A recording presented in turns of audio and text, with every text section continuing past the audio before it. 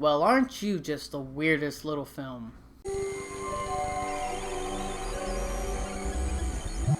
Vivarium. Now, in this film, we follow Tom and Gemma. They're this beautiful couple. They're looking to finally move in together and find the perfect starter home, but they just can't find the right home.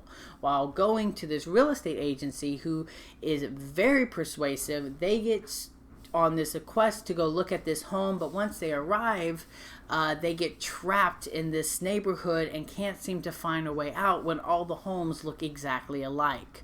And now they try to do whatever that they can to get out of this neighborhood. Now, Vivarium is a weird little movie, and I don't know how in the world to review this film, but I knew that I had to review it because this is such a bold film and such a unique little film that I just had to talk about it.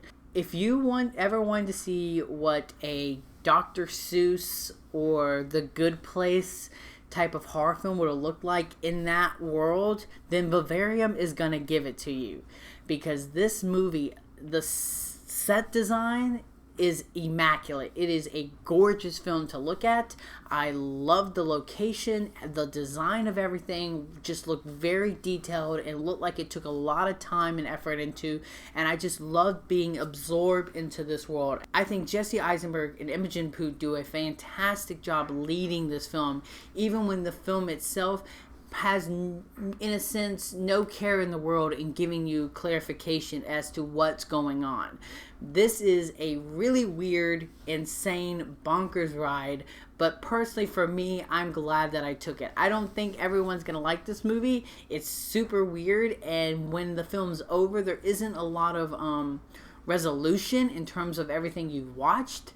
You definitely feel like the director is saying something in terms of the American dream and our worshiping ideals of that perfect home with the white picket fence. While I don't completely understand this movie and all the sort of imagery that the film projects, I love the ride that the film took me on, to the point that I was reminded that I don't think every horror film needs to have a clear-cut message. And in fact, if this movie might not even have a message. And I think that that's perfectly okay.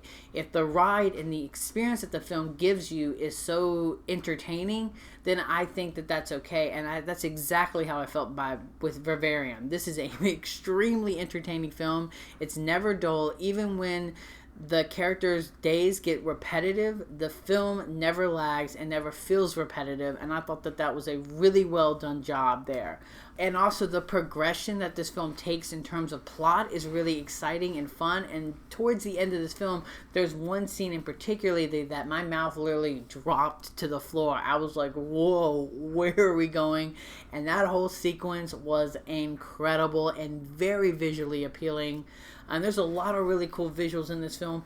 Overall, Vivarium plays like a very stylized episode of The Twilight Zone. Imogen Poots and Jesse Eisenberg are extremely fun and carry this film tremendously, even if the film itself has no care in the world of explaining anything that's going on.